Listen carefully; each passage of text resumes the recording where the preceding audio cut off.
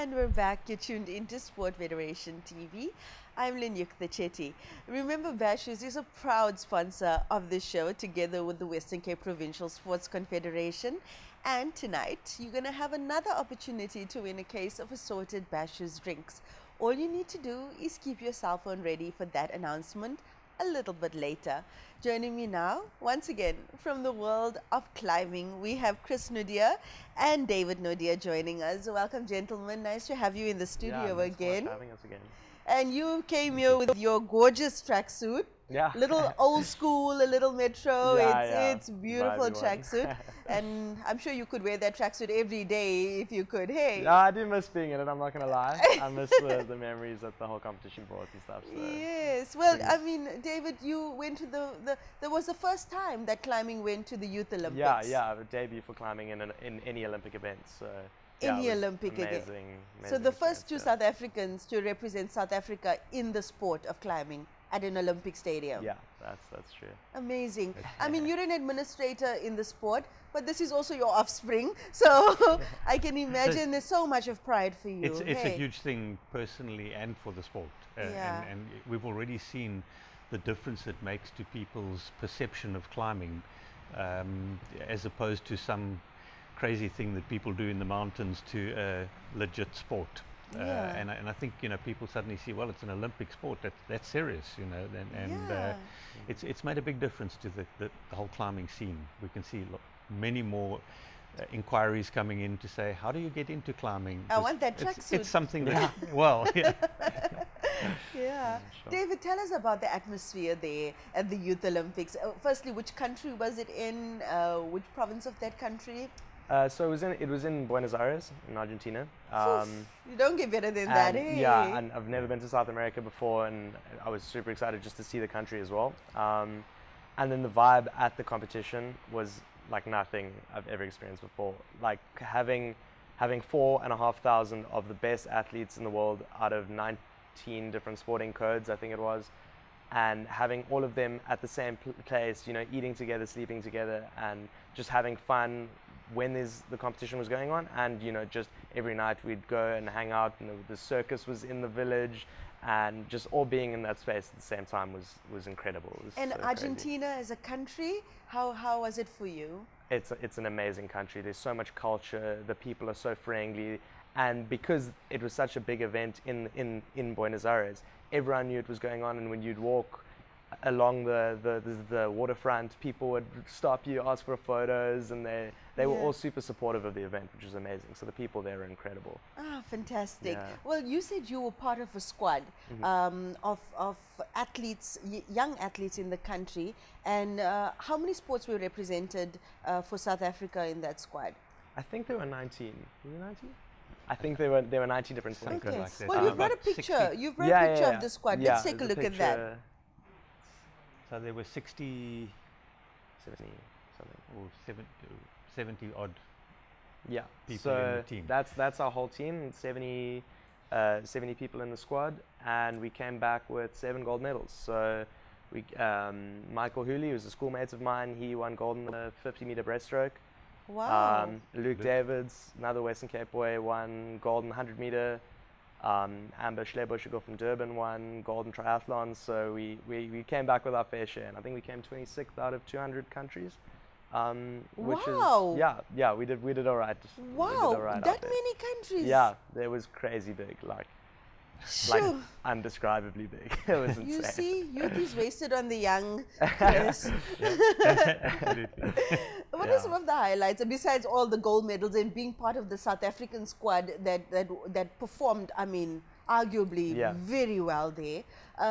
What were some of the highlights of that Olympic Games for you? I think some of the highlights were just the friendships we made there. Like I went there with sort of, you know, I'm going to go there, I'm going to compete, I'm going to have some fun, whatever. And the friendships I made out there with people from other countries, people in our team, it was incredible. You know, we like a family now, and we travel around to go see each other, and that was like possibly like the most amazing part of it. And just the competition itself, you know, I think having the opportunity to debut an Olympic event for South Africa It was incredible. Yeah, it was amazing. And Top let's talk sport. about climbing specifically now. That tournament, the kind of competition that you experienced, the kind of athletes that you were exposed to. Yeah, I mean there weren't that many athletes. There were only 21 athletes competing in each gender category for climbing, and when we got the opportunity to go climb on the wall and warm up on the wall a few days before, and the atmosphere was very intense. 21 of the best athletes in climbing, all at this one place, and everyone was very, very serious. And we were like, this is like kind of intense. And then the day of the competition, everyone sort of eased up a little bit, and we were kind of playing together, playing soccer, like warming up and stuff. And it was just a really friendly vibe the whole day. It was a long day of competing. I mean, we were exhausted after doing 3 different disciplines of climbing all on one day. It got super, super hot that day. It was one of the hottest days of the trip that we were climbing on. And so after the day, we were all exhausted and we all went for ice cream, and the whole team was sort of united again. It was super cool. Yeah. And which countries excelled in the climbing discipline event? So for the boys, it was Japan by far. Yeah. A friend of mine, Keita and Shuta, came first and second. And then the girls, it was Austria, and Laura and Sandra came first and second. So they definitely were very, very chuffed that they... What do you think sets those athletes, set those athletes as the ones that excelled at that tournament? I think it's got a lot to do with the culture in the different countries. Japan's got a very, very intense culture of succeeding, and I think when they found out that climbing was going to be an Olympic sport, they did everything they could to prepare their athletes. And in Austria, I mean, everyone in Austria climbs. Like we were there last year, and it's like there's not a single person who doesn't climb. And what do you do when you're not climbing in Austria? You ski. You ski, exactly. They're somewhere in the mountains. So I think that's probably just what sets them apart. I think there's some very interesting learning things from that, because Japan has brought themselves up from nowhere really to being the best in a very short space of time.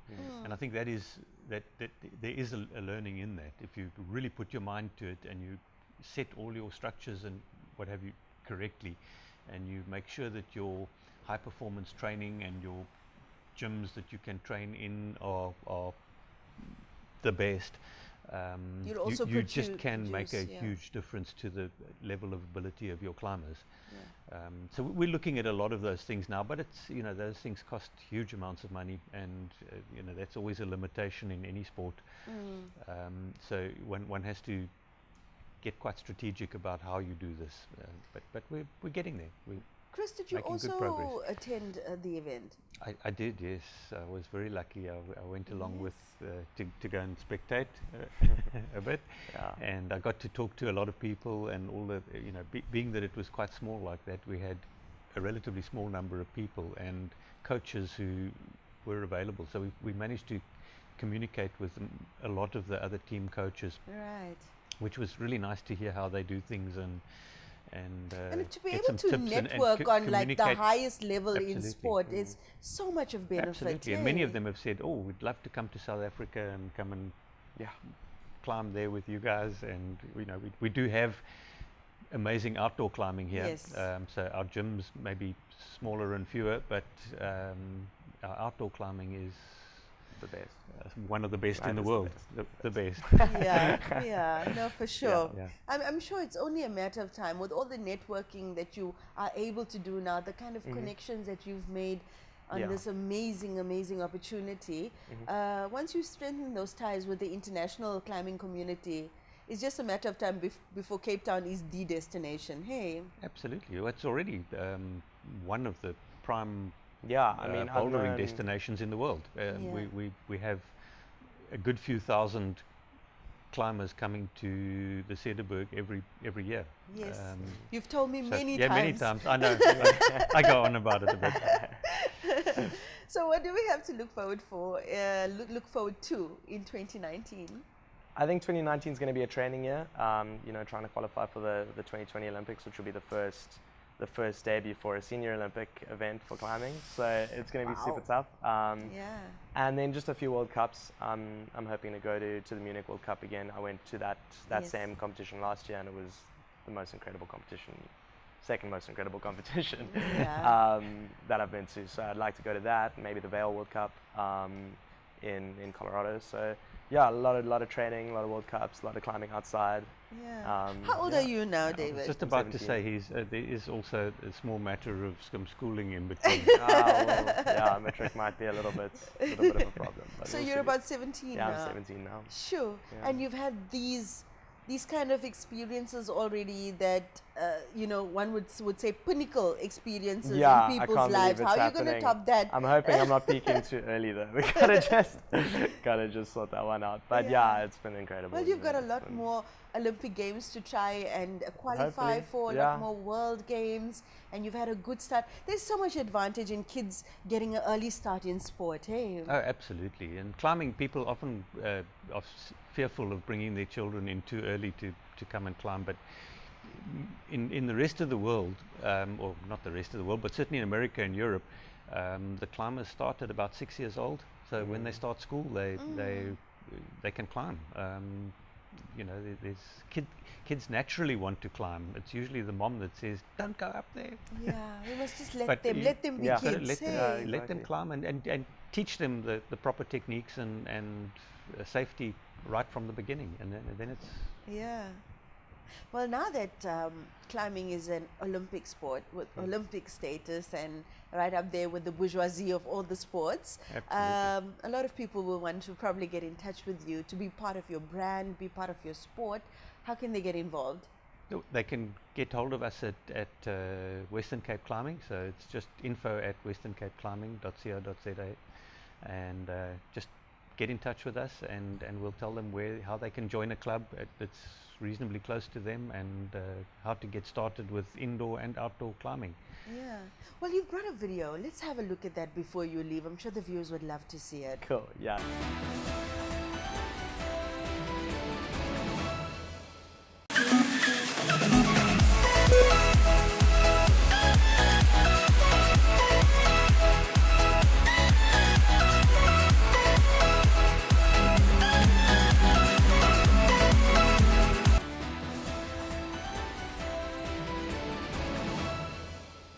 Shoo. So what's the world record for that at the moment? The world record for the speed climb is 5.63 seconds, held by an Iranian guy. And the difficulty with when it comes to doing all three disciplines on one day is that this Iranian guy who holds the record doesn't do any of the other disciplines because he can't. It's too difficult to hold the Right. world record for speed climbing and still train other disciplines. So that's kind of where the difficulty lies with trying to excel in all three of the different disciplines at the Olympic format sort of I think competition. eventually you have to kind of hone in on one, eh? Exactly. Eventually there's that pressure to do that. But the Olympic format doesn't really allow you to do that, so you Yeah. have to Right. take part in all three. But he And- usually he focuses his energy on the And Yeah. That So one. that's why he probably He- won't go to the Olympics. he won't even qualify. So right. That's where it will never have someone who will get 5.6 seconds at the Olympics because they have to be good at all three other disciplines.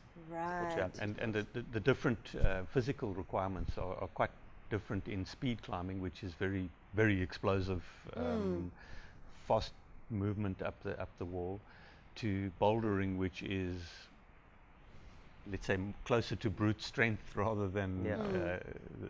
than the explosive movement necessarily, and lead climbing, which is a lot of endurance. Yeah. So you need it's quite different things Yeah, you're and training it's different for. training involved. It's and complete different training muscles and- techniques, yeah. Yeah. So David, you said 5.63, Mm-hmm. the world record, and the South African record? South African records, probably 8.7 seconds, Okay. something like that. But we Right. also don't have any like devoted speed climbers in this country because Right. it's such a new sport, and we only got a speed wall that's not certified sort of last year. So it's still super new, and I think as more and more people hear about the sport, there'll be devoted speed climbers and they'll push that record and try. Yeah. And I think South Africans have it in them to try and get Yes. that Well, record. we've got the resources. We've been blessed with the resources Yeah. here. Yeah, exactly. Hey?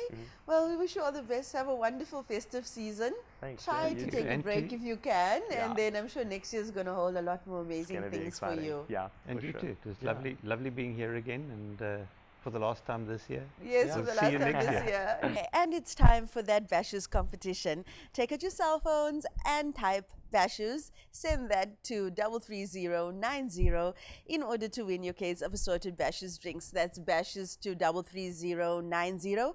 Congratulations to last week's winner, Nathan Jones. You've won your case a case of assorted Bashes drinks that you can expect in the mail very soon.